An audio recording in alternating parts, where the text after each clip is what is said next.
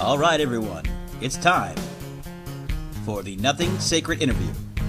This week, we've got George Monge, empath and gang prevention specialist. Without further ado, let's let Maxwell start this off. The date?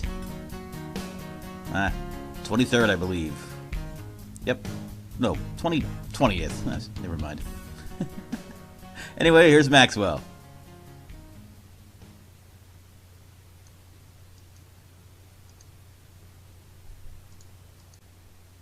Oh, yeah. I'm Maxwell Silverhammer. And I am Cruise Control. And on the phone, we have George Monge. George, what's going on, man?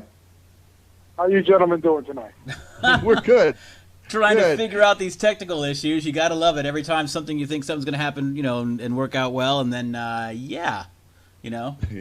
Does what it's so technical difficulties there, but we're here now, so the audience doesn't know, but now they do. Anyway, Max, why don't you go ahead and lead this off and set this up for us, and we'll go from there.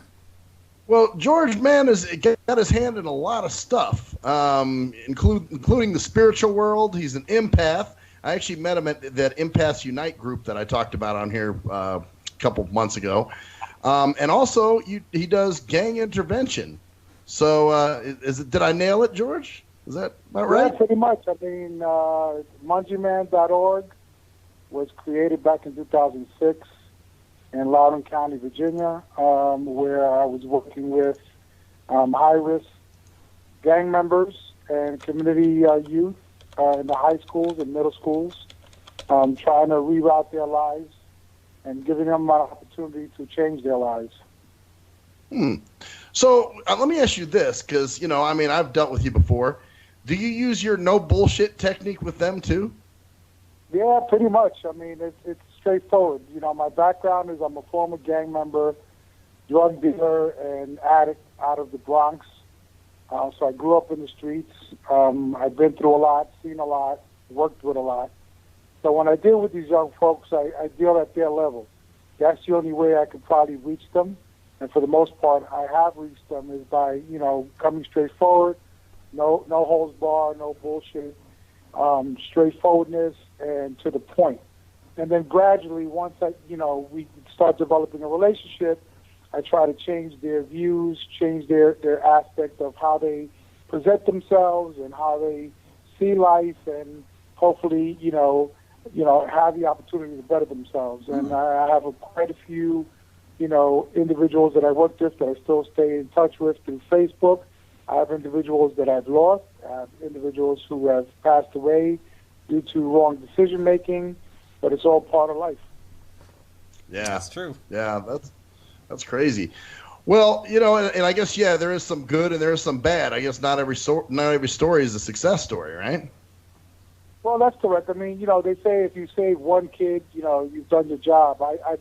I try to be like that. There's a saying that says there was a man at the ocean, at the beach, and he kept going and throwing all these starfish back into the water. And they asked him, why are you throwing all the starfish? He says, because I'm going to try to save as many as possible, something like that. But that's my view on it. I'm going to try to reach and touch and educate and change as many lives as I can with the opportunity that I have, not only through my experiences, but the experience of those who I've worked with and I grew up with and the shit that I've seen, Mm-hmm. Right. It makes a lot of sense. How long have you actually been doing, when did you actually get involved with the in terms of helping the gang, that aspect of it, just the gang member helping aspect of it? I mean, back in 2006, well, I've been in the human services field for over 25 years. So I'm going to be 53 next month. I've been blessed to be able to do the work that I have done as a program coordinator, as a prevention specialist, managing programs, developing programs from, New York City, through, Washington, D.C., DMV, and South Florida, through my tutoring programs and intervention programs, as well as my inspirational speaking. And basically what it boils down to is, I know what it's like to have, a non-biological parent in the home, and not getting the love and the affection that I required growing up as a youth. And for the most part, that's what a lot of these young folks, they turn to the streets because the gangs become their family. Not knowing that, they're fighting for, territory that doesn't belong to them, first of all. Second of all, when the shit hits the fan, sometimes that family's not there. I tell an experience, part of my journey is that I had a good buddy of mine who, I think I was 17, and I went upstairs to the gang leader's house, and they were sitting there in the dark because they turned off their lights and they didn't pay the bill, and my man was in the back, and I tried to wake him up. And in trying to wake him up, I realized that there was something wrong because no matter how much I shook him, smacked him, picked him up, he just fell. So I turned to the guys who were older than me. I was the youngest one in the crew. And I told them, look, there's something wrong. They were like, he's okay. He hasn't slept in a couple of days, so he's been on a binge. So sure enough, these guys were the guys I looked up to. Next day, as I walk down the street, I see all this commotion, and I run up, to the house, and they was like, what happened? Well, I found out that the guy died, supposedly in his bed. But my gut instinct told me was that he died where I left him at, and they dragged him 5 flights of stairs down, across the street, up 2 flights, and put him in his bed so his mother and sister could find him. And of course, it wouldn't get back to them. So at that point, I knew that, that gang life and that family wasn't going to be there for me forever, and that's when I decided to then pull away. So this is like the bullshit where they drop you at the hospital. I've heard stories about that where gang members they'll drop their homie at the hospital, with a gunshot in his chest and just kind of leave him. Yeah, pretty much. Wow. I mean, at the end of the day, these guys are hardcore. Some of them are wannabe, but for the most part, you got those that are hardcore. And the ones that I dealt with that were hardcore, no matter what I did, no matter how I tried to talk to them or approach them, you can get a sense, that they're not going to change their life. So at that point, you offer what you can offer. If they refuse, there's nothing you can do. I'm not going to waste my time on that individual unless he shows me some type of a sign that he's willing to change. And if he's willing to change, then I'll make the effort. I mean, I've made calls to Oregon, to Colorado, to programs that took gang members to try to, change their lives and offer them a different alternative and offer them their GED and job training program, and I sent individuals over there that were successful, and I sent individuals who wound up, leaving and coming back to the street life because that's all they know. I think also, though, I think that the honest truth about it, like you said, no bullshit, is I think a lot of people have this romantic idea that all these kids just want to get a better life and they just want to get off the streets. But some of these people love the fuck out of killing people. And they love the mayhem, and they love the chaos, and they love the power involved in that atmosphere. So this whole idea that you're just going to reach everyone and change their mind is really a naive attitude, because there are people that are evil and that really enjoy causing misery to others and dominating other people in that violent way. And you can't change that, obviously, because they don't want to change. They love it. They might say they do to get around the system, but there are people that are going to go back there not simply because, it's the only choice I have. No, it's because it's a choice they want to make, and they enjoy that choice, which is probably a hard thing to see, too. Exactly. And then you have those individuals that, it was bred in their family. I've seen posts on Facebook, and I've dealt with individuals, that, have their kids holding guns and throwing up gang signs. So some of these, I would say a good 25 to 30% are brought up, and grew up in that environment. So that's all they know. So when you try to teach them something different, of course they're going to rebel because they're not going to trust you because all they know is that gang life. It's like the mafia. I mean, it's the same thing. People think it's a different idea, but it's really not. It's you grow up in a family type, that quote-unquote family atmosphere, and not only do you accept it, it's like anything, like growing up Catholic. You're going to think that that's the right way to be. And then, of course, if you got a person in that situation who actually is someone who's in charge of some of these things, you're going to see your dad, leading all these people, and you're going to want to follow in that because it's almost like the family business in a way, probably. Correct. It's like a song that Fat Joe sings, "Gangster, I want to be a gangster. My daddy is a gangster. I want to be a gangster." That's all they know. So all they know is that life. So when you try to teach them something different, they're not going to go for it. Because they're taught to hate the system, to fight against the system. And not to say that the system is perfect, because the system is set up for failure, if you ask me. With no money going into, prevention programs, and all the money going into, developing jails and stuff like that. So, it's not a win-win situation for a lot of these folks. They know it. They see it. So instead of at least trying to make an effort, to learn something different, to change their lives, they rather just live in that bullshit. Yeah. Yeah. Well, and two, I think, there's, like you were mentioning earlier, there's some wannabes, and some of the shit gets, romanticized. Yeah, man, it's cool being a gangster. You're powerful. You got money, and what about with those kids? How's it working with them? Are they a little more receptive or less?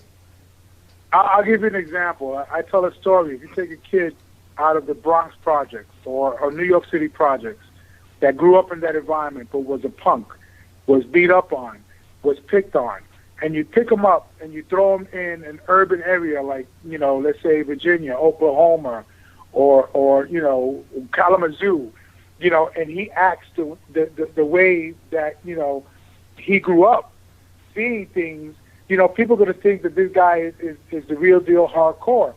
And basically, at the end of the day, he's just a little punk. He's just a wannabe, and for the most part, you get those guys one-on-one, they're totally different individuals. When they're running with their crew, they're big and bad as shit. I've seen the toughest guy, when you take him apart and you put him in jail, he breaks down and starts crying and watches his mommy. And basically this is a wannabe, but because he feels he has to, uphold the code, of the no snitching and everything else, basically we have a lot of lives that are lost that could have been saved if we had productive prevention programs, in the inner cities or even in the suburbs. Yeah, and it seems like it's also not it's that, and it could also be something along the lines of not just upholding the image, but also a lot of people. I'm not a big on the big bullying thing. I think that's that as a huge thing. I think a lot of people can overblow it sometimes. But in that kind of atmosphere, where you literally could have to strengthen numbers atmosphere, it might be the prudent way to kind of follow along, so you don't get jumped all the time or picked on or singled out. If you're running with like 4 other people or 5, a group of people, you're far less inclined to be messed with. So a lot of those kids probably do it for a survival thing as well. Like, hey, I'd rather do this than have to worry about watching my back every day on the way to school or wherever else I'm going. So yeah, it's like a self-perpetuating cycle, it seems like. Pretty much. I mean, I could tell you a situation in Loudoun County where, you had a lot of Salvadorians moving in because, again, it was close to Dulles Airport. And, there was a lot of construction. There was a lot of work. And these kids basically, came directly from El Salvador, didn't know anybody, were being picked on by the blacks, by the whites. So what they did is that they united themselves as, people of brown color, and like you said, to protect themselves. It's not to say that they were a gang per se, but they get labeled as a gang. And then you have those individuals that are hardcore gang members. I mean, there's a difference, but you got to be able to look at the individual and the situation, and not just judge because of what society is telling you, but look at the overall situation of what's going on within the community. And one of the things in developing community coalition, we try to be able to see the bigger picture. What is going on in the community? What is the services that they need? How can we connect these folks to the system, whether good or bad? But unfortunately, it doesn't happen that way. Yeah. Let me go ahead. Okay. Go ahead, man. I was just going to say, and I was just going to finish. My thought is that the culture there doesn't. It's a self-defeating culture in that way too. It seems like they so mistrust and kind of call that out as selling out or whatever, that they push that and pressure the people not to go and try to find other avenues to succeed in life and do that things. too. That too. Mm-hmm. So it's a bunch of things. So I'm sorry. Go ahead, Max. Oh, I was just going to ask. Do you ever run across the juggalo kids? Which a lot of these kids, I'm sorry, are privileged white kids that want to fit in. You know. I mean, I've had a bunch when I was working in Virginia, where they act. I mean, if you saw them around their home environment, they were totally different kids. And when you threw them out into the street amongst their peers, I mean, they acted like they were hardcore, straight out of Compton, sort of, or straight out of a Bronx project, sort of kid. And I looked at them and it's like, really? I mean, who you try to fool? Right. So yeah, that happens a lot. I think that there's something that's a silent thing that people don't want to make, because it's always assumed it's a minority issue, like gangs are a minority issue. But there are, I think it's at least a third, or at least a large group of white and Caucasian kids are dirt poor too. So there's a large contingent of white gang members, but people say, "Oh, you're just a white kid. You're probably just." But I would assume that that's kind of a demographic that's kind of ignored a lot as well, because it's always a focus on the inner city, quote unquote, minority type groups. But but if you look at demographics in general, I mean, there's a lot of dirt poor people, white kids in terrible neighborhoods that are in gangs as well, that are doing just as terrible shit. But you don't see that, of course, because that's it's not the news. Of course not. Yeah. And then you have those gangs that incorporate. Sorry about that. That you have those gangs that incorporate all different races, and because they're fighting against the system, so they all have agreed that the system sucks. The system is against them. They hate the police. I grew up selling drugs, and I had cops rob me. I mean, smack me. I almost got shot one time, because I ran up the stairs and didn't know that there was a back entrance to the building that I was at. And when I'm going into one of the mailboxes to put the stuff back, the guy, the cop pulled the gun out, and was going to shoot if I didn't show my hands quick enough, and then he wound up smacking me and taking my money and then letting me go. So you got good cops, you got bad cops. I've worked with many officers that were down to earth, that grew up in inner city, that went through that same life, but again, they were able to make the change. Somebody reached out to them, and because somebody reached out to them, they were able to see a better life, a better way, and they modified their ways, their behavior, and became productive citizens. I mean, it's like anything else. You got good politicians, bad politicians, good teachers, bad teachers. It's all up to the individual. But if you just look at somebody for what they are and just think that everybody else is going to be the same way, then that creates an issue. Oh yes, yeah. One of the biggest things in my opinion, one of the biggest problems in the world is the group mentality everywhere. Is that it's all police, or I mean, even people that I consider intelligent people. Kraken, he's my nephew. He's like, oh, the police, oh, and I'm like, they're people. They're not just a police. It's not like some damn organism that's just walks around with sharing the same brain. That guy goes home to his wife, his kids. He reads fantasy novels at night, or mystery, or plays video games, or golfs, or whatever the hell he does. It's not just, but that's just the mentality we have now.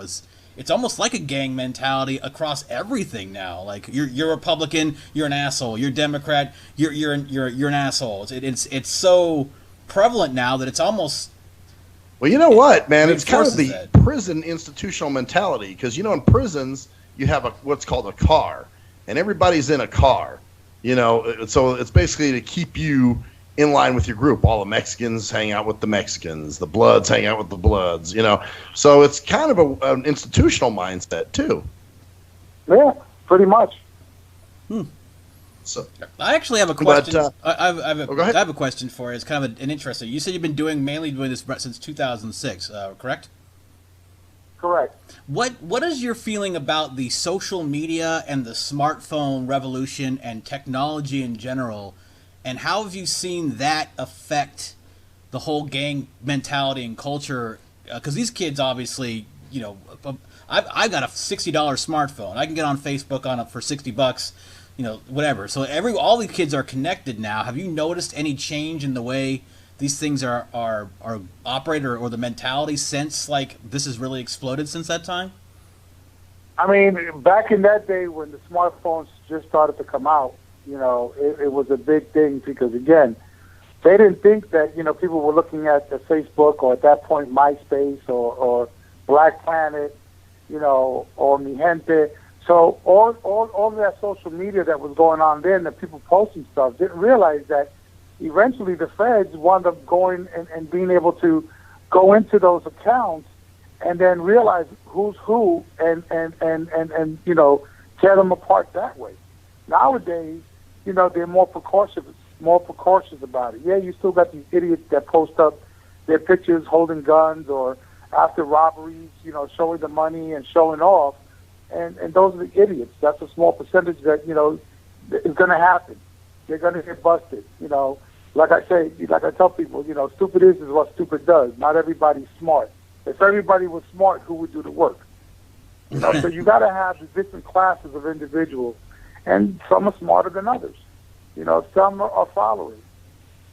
Some are followers not knowing that they have the leadership qualities within them because nobody's told them that, that they are smart, or nobody's, giving them the love and the affection that they need, to give them that opportunity to make the change. That's why, I believe that prevention programming, is a big asset for the society because, you're able to change lives that way. And you're able to give people a different, perspective. One of the things, not only, in New York, but everywhere I've worked at, is that we've taken these kids. I'll give you an example. A kid who lives in Manhattan, never been to the Statue of Liberty, and or a kid that lives 5 blocks from the Bronx Zoo has never had the opportunity to go to the Bronx Zoo. And it's not like it's not free because they have free Wednesdays where these kids and their parents can go in and walk around. But because you have this project mentality where, grandma's on welfare, mama's on welfare, and the daughter, all she sees is people on welfare, that's she feels that that's just the way of life. That's all that's going to go for me is that I'm going to be on welfare as well. Mm. Yeah, and there's no socialization or anything at that point. Yeah. Well, and then you're also talking about teens having babies. So they didn't even have a chance to grow up and experience anything different. So what do they have to offer their own children? The only thing that they can offer them is what they know, and what they know is not much. Yeah, so it's an endless vacuum. Yep, and there is socialization going on. The problem is it's the detrimental, disastrous socialization of hey, yeah, don't go to school or don't do this, because I know that's kind of the romanticized version of it too. You see on TV all the time, kid walking to school, I'm going to make better, and the gang members like, you're going to school? Oh, well, fucking no, you're a loser, whatever the hell, or that kind of thing. And I guess the mentality is there, obviously, but it just seems like it's kind of like, where do we go from here at this point? How do you change that culture when there's not the father figures are laughed at half the time, and it's like, how do you fix such a broken system? And that's kind of where I'm at with the whole country, is how do you fix? I mean, this whole place is just going batshit to me. So how do you fix it? Yeah, not only that, you have these shows on TV, you have social media.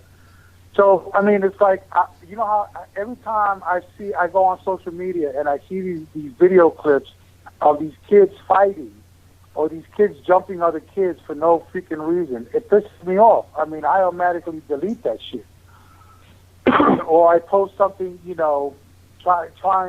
I at least try to post something positive for those who are looking at it to know that this is not a way of life. There was one posting of a father who sat there with his child, and his child was fucking up, and he said, well, guess what? You're going to be punished. I'm going to take this, and this from you. Then you have those that actually beat their kids, for because, they did something wrong. I mean, don't get me wrong. I mean, a spanking every once in a while, puts that kid not in fear, but in understanding that if I make that mistake, there's going to be consequences. Yeah. These kids nowadays, they don't care about the consequences. They don't give a flying fuck about it. They just want to go out there for the thrill of it. You know, being here, I mean, and I've also worked in the nightlife as a security manager, and you know, for clubs, you know, from the East Coast to now here in Vegas, and the stuff that you see that goes on with these young ladies, it kills me.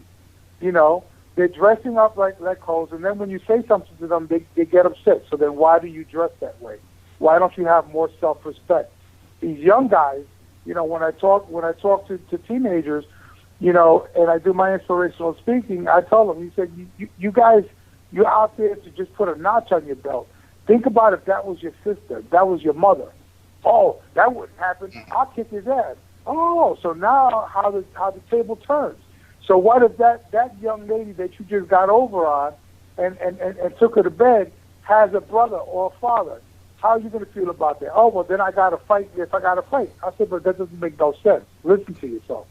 And again, there's no common sense going on in the world. Yeah, it's a perpetual thing, though, because then you've got the idea that, you know, it's these girls, oh, well, it's not going to be my fault anyways, and so they don't take responsibility. The kids, the boys, the girls don't take responsibility. The guys don't take responsibility because no one has to, because you can always blame somebody else. You can blame, you know, the government, you can blame the police, you know, and they have an out. Like, there's no, like you said, no consequences. They can always blame somebody else and, you know, and push it off. And then it's the same, back to the same shit again, I guess. Either way, it's not their fault. Yeah, pretty much. Yeah, pretty much. You know, let me ask you this, man, because I know, you know, you've talked to me before and we've had discussions. Do you get into the spiritual aspect when dealing with these kids? Like, do you say, you know, I see your homie Jay Bones still around, man. He's still with you, and he doesn't like what you're doing. Anything like that? No, I don't get that deep with them. Most what I do is basically, instead of using the word God, I've created a phrase, the creator of life and all that lives, because I've dealt with, you know, all sorts of religion background. What I do tell them is that, you know, you got to listen to your gut instinct. And through my spirituality and through my empathism, what I try to do is I'm able to touch and see certain things within them that, again, not everybody knows. So that's another way I make a connection with these young folks, because I'm able to break down why they're feeling the way they're feeling, why they look at the way, you know, they look at life, from you know, whether they were sexually abused, you know, or physically abused or mentally abused, you know, or things that they've seen and they've gone through. You know, I tell them that, you know, the reality of it, you know, is that everybody has that sixth sense, that gut instinct. And if you listen to it, you'll always be fine. But the minute you don't listen to it, everything falls apart. And that starts to click inside their mind. And then they go back into certain situations where they realize that, shit, if I would have made that decision, I would have been dead, like my boy Johnny. But because I said no and I didn't go to that party, you know, my life was saved. You know, so in that aspect, that's how I utilize the spiritual aspect of it. Because again, a lot of these folks, they don't understand, and you don't want to frighten them at the same time. So basically what I try to do is just touch bases with the things that they've gone through, the things that they've seen, you know, and at that point, once I can make that little connection with them, then they start to, you know, respond.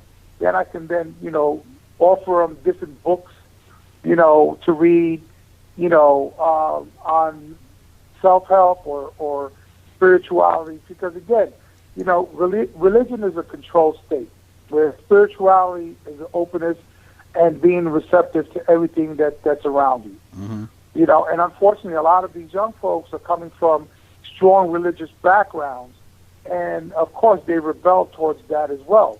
So they become either atheists. I went through it myself until I started to realize that there was a spiritual aspect of life. And once I accepted my spiritualism and understanding that, you know, everything happens for a reason, and that I had that ability to, you know, attract the things that I want in my life if I work hard at it, that's what I try to instill with these young folks. Well, I know when you were, like I said, when you were talking to me, I mean, there were just things that you said that made me go, oh shit, this guy's for real. You know, I mean, you were like, oh, do you have a pet? And, you know, well, your pet's still here. And I'm just like, holy fuck, how did you know that? You know, so that makes you believable as well. If somebody just comes up and starts talking about, you know, your chi is not aligned or whatever, you're gonna be like, yeah, whatever. But you know, I mean, you were on some specific shit. And and Cruise Control, he got in my ass too. Oh, did I? No, George did when he was doing what did you call it, man? A reading, something like that? Yeah, I mean, that's not a reading. It's just, I mean, people call it a reading, you know, whatever the case may be. But it's being able to sit with individuals, and again, it's not everybody that I can sit with and I can break it down the way I broke it down with you. You know what I'm saying? It's those individuals who have, you know, a connection with the Creator, who have a connection with their spiritual aspect, who know that there's something else bigger and better out there. Because I've run into individuals that I can't read at all, and then there are those that I can read. Like with you, there's certain things that I can just open up, and it just, you know, takes them to tears. Yeah. You know, I could tell you that, and working, you know, at the nightlife in the club, there's certain people that I'm drawn to because there's a message that needs to be, you know, told to those individuals. And I tell them, look, I'm a total stranger. You know, I consider myself your wake-up call. So wake up, smell the coffee. Tomorrow when you wake up is the beginning of your new life. Take advantage of everything that we discussed here because, again, all I did was confirm your fears, your doubts, your troubles, you know, your plans and where you want to go, where you want to be, and, you know, what you've been praying for. So I've been given that ability to give you this information as a total stranger. You think that's coincidence? And they sit there and they say no. I said, well, now you know. Your prayers are being answered. Now it's time for you to get your shit together. Cut the bullshit, stop procrastinating, and move forward. Mm-hmm. Okay, yeah. It's good advice, regardless of your religious persuasion, in a way. Because I'm not a religious person. I'm not in spirit. I mean, spiritually, I think I consider myself in some way spiritual, but more philosophical than that. But you know, getting your shit together is getting your shit together. And if you can see what that person already knows, because that seems like a lot of that. What that is it's like pulling out what they already know about themselves that you can just see better than they can. Probably a lot of times. Not necessarily something that's like some kind of like majestic, mystic power or anything. It's just the ability to look at someone and realize, you know, pick out the shit in their lives that they don't know, and then show it to them and let them realize that, wow, I am, or maybe have them admit that to themselves. And some people have the talent to do that. Exactly. Well, that's what he was doing with me. You know, and I was like, fuck, dude, I can't argue with this dude. And that's the reason I kind of wanted him on the show. Because I wanted to hear how you deal with the gangs. I'm sure you bring some of these gang members to tears. I mean, yeah, there are situations where I've had people, you know, in tears, and I was able to touch on certain things that nobody else knew. For the most part, you know, whether they've been, you know, sexually abused, physically abused, you know, whether they lost a loved one, or, you know, just things like that, you know, or their aspirations in life or what they want to do, or how they want to do it. So there's certain things that I can touch on that, again, gives me the credibility, so to speak, you know, and gives them the opportunity to then be able to be more open with me and more trusting with me. Because the biggest thing with these young folks nowadays, or with anybody, is the trust issues. We all have trust issues. And those trust issues come because, you know, we see the goodness inside of people and we try to draw on that goodness and we give of ourselves. And at the end of the day, we wind up getting fucked over because we deal with, you know, narcissist people who just take. You know, and people need to learn to say no. You got to find your weakness. You got to find your triggers. And once you know what your triggers are, then you have better control to deal with individuals.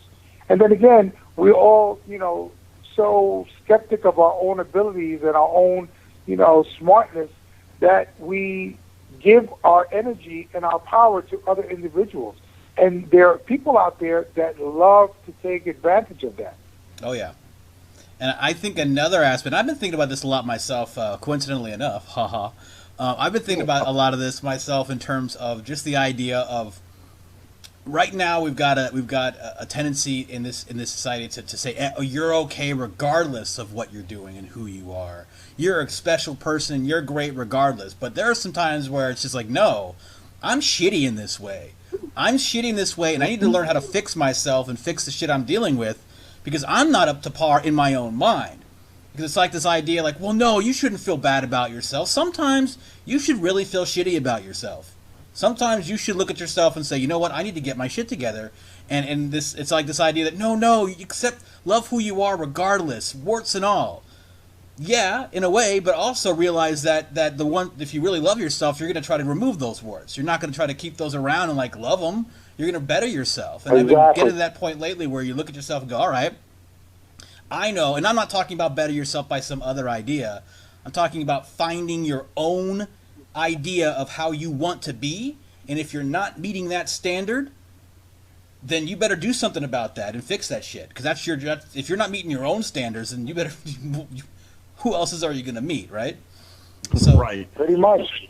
Yeah. You know, I give thanks to Dr. Wayne Dyer. You know, may his soul continue to reach and teach everybody. But if it wasn't for watching PBS growing up, I wouldn't have learned about, you know, what was going on in the 60s with racism. And when I was able to finally watch a show with Dr. Wayne Dyer, and he talked about self-help and working with yourself and working with spirit, you know, that man changed my life. I wouldn't be here in doing what I'm doing if it wasn't for his teachings. Wow. Wayne Dwyer? Dyers. Wayne Dyer. Dr. Wayne Dyer. Dyer, okay. Yeah. And so that was kind of your inspiration. Yeah, he just passed away not too long ago. Yeah, I know. I saw something on Facebook, I think. So man, that's what kind of stuff is up on your site, man? If people go to your website, which is www.mongeman.org, mongeman.org, and basically what I have up there is basically my background. You know, the programs that I've worked have been positive. I also have the Empath Life. It's Empath, LYS, Living Your Future. And I just basically gave a brief description of what an empath is.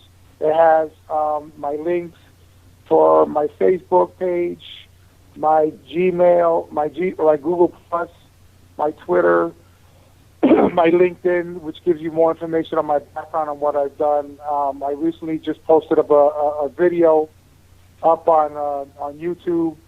I'm going to be doing a set of series on, empathism and basically, what are the signs of being an empath, and then also as a rideshare driver, I'm basically utilizing my vehicle as a sanctuary. So not only am I driving, making money through rideshare, there are certain individuals who come into my vehicle who I can feel, who I can see, and I'm able to then communicate with them and, let them know what I see. Again, it's not everybody I do this who jumps into my car, but there are some individuals that come in where you get this sense, where you start talking, you begin, a conversation, and from there, once I get their attention, I'm able to then focus more on the spiritual aspect of what's going on with them. I mean, I've had people, get in my car, and their demeanor is totally different from when they get out. I've had individuals cry, once I break down what I see and what they're going through. So it's part of the journey, and part of that journey is now being able to put it down on video, put it down in words, getting the word out there to other individuals. Because again, I used to use the word spiritualism or spiritualist, and people connected that with religion. And once I found what the word empath meant, and I started looking into it and realized that, what, this is who I am. I'm able to now project that word onto other people and get them to see things differently. So when they leave my vehicle, they're thanking me, they're cleaning their tears, excuse me, but for the most part, they're beginning a new life. Because, again, once you learn something new it's the beginning of a new life. It's the turning of a leaf, because now you have something to look into. You have something to revisit. You have something to learn about that's going to help you better yourself. Yeah. That's about. That couldn't say it better, I guess, huh? It pretty much sums it all up. So, any books or anything that you're trying to work on, or? Well, I mean, oh, Jesus, cookies. I've been procrastinating. You know, like you said, working on myself. This is something that has been in the works for many years. I started, I stopped, I started, I stopped, I scratch it and start all over, because there's still a lot of open wounds that it brings to surface. So as I go through the process, I'm starting to learn how to heal myself through my experiences. Again, Dr. Wayne Dyer, Paulo Coelho, through The Alchemist and Warrior of the Light, and different books that I've read, that are now helping me put the pieces together. And, the journey continues. So as the journey continues, what has come to fruition is basically now, and doing the blogs on my website and doing the videos, that's all going to put the book at the final end into place, as I start now getting this information out there, putting it out onto the internet and on the World Wide Web, and putting out that positive vibe, and being able to share my energy with others, which in turn will help me now to be able to focus a little bit more on exactly what I want to put down on paper, instead of just my background or what I've gone through, just a little bit of everything. And I think through Empath Life, that's going to help me, because basically now what I'm going to be doing is giving you a play-by-play of what's going on, talking about myself, not going into research and what the realm of the world is in the third dimension. No, I'm going to give you the real shit, the down-to-earth bullshit, that's going on with me and what's going on in my life. And, keep it real, because I'm not going to sit there and bullshit people, say, yeah, I'm a psychic. No, the first thing I tell people, no, I'm not a psychic. I don't predict. I deal with real shit every day. Not only through the stuff that I've gone through by getting almost, I got hit by a tow truck. I felt the hand of my grandmother, God rest her soul, who watches over me, pull me from in front of that vehicle. Yeah, I broke my ankle and hurt myself, but I'm still alive. From, getting grazed by a bullet because I decided to make the left turn instead of the right turn, and again, utilizing that instinct and that God-given gift, and believing within myself, hopefully getting people to start to believe in themselves and not isolate themselves, because as empaths, we isolate ourselves because we think that there's something wrong with us. And I tell people, it's not us, it's the world. There's nothing wrong with you. You are a unique individual in this world that has an ability that everybody in this world has. But some of us choose to work it. Some of us choose to, make it work for us. Some of us choose not to deal with it and be afraid of it. And then there are those who just don't believe in it. Mm-hmm. Yeah. Well, and like you said, man, you're working on yourself too. This isn't, you're not this all-knowing, I know a lot of times in the metaphysical world, people, they tend to deify one particular person and go, oh, that's Master Jockumbulu, whatever. And, so he's all-knowing and the most perfect fucker in the world. And meanwhile, where with you, you're like, man, I got flaws. I used to be a crackhead. I used to be a gangbanger, So you're still working on yourself as you help people. Yeah, I mean, it's an ongoing process. You don't stop learning till the day you die. Yep, that's definitely the truth. and you don't start, and then every day you learn more about what you don't know, and so that you learn. Exactly. Part of learning is learning the what stuff you still need to learn, and that this continues as you go. And again, I go back to that project mentality where people close their minds and they don't see anything better than what they already have, because they don't want to take a chance. Here I am, a Bronx boy, growing up in the Bronx and in Puerto Rico. If you would have told me I was going to go to D.C., I would have told you you're crazy. Now, throughout that voyage to D.C., I did see myself going to Miami, and I did see myself coming to Vegas. So here I am. So I took everything that was going on within my dreams and my premonitions, and I put it to work, saw the doors opening, took advantage of it. And don't get me wrong, it was a struggle when I moved to Miami. You know, I was living in a house with 6 other guys. We were doing multi-level marketing. Things didn't work out.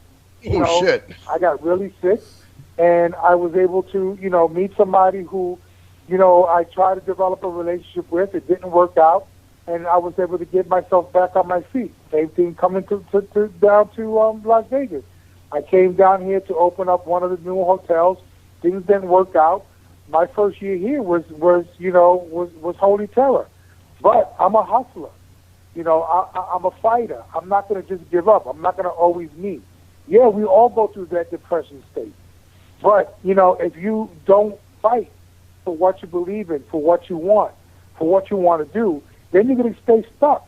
And most people in life are stuck and don't realize that all they have to do is, take that paradigm shift and take that Rubik's Cube in their mind and try to and make the turns to try to get all the colors. Don't get me wrong. Some of you will get all the colors right away. Some of you may need to work on it, but at least continue to work on it. Don't just take the Rubik's Cube and throw it to the curb and say, fuck it, I'm done. And a lot of people do that. Yep, that's totally true. I totally agree with that. Let's see. It's about I think it's about good. I think we're good. I really appreciate you coming on tonight, George. Absolutely. I really appreciate My pleasure, gentlemen. The time, and you continue on with your doing. That's Mongeman. That's MongeMan.com. I believe I got that correct. No, .org. .org. Sorry. .org. See, I believe I got that wrong. Obviously. Thanks for your patience, also, George. Earlier, we got it going though, and I thought we had that's a good interview again. So we're gonna go ahead and see if I can. Let's see if I don't know if you guys can hear this, but I'm just gonna put this on anyways, regardless. All right. Just to see if it goes on. Roll it through. Yeah, just to see. Why not, right? So come on now. Oh, you piece of junk. Anyway, so thank you so once again. This is the Nothing Sacred interview. I am Cruise Control, and I'm Maxwell Silverhammer. And thank you, George.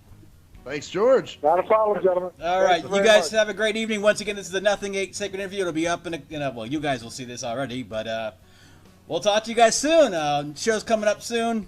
Anyways, that's the story there. Yeah, bitches.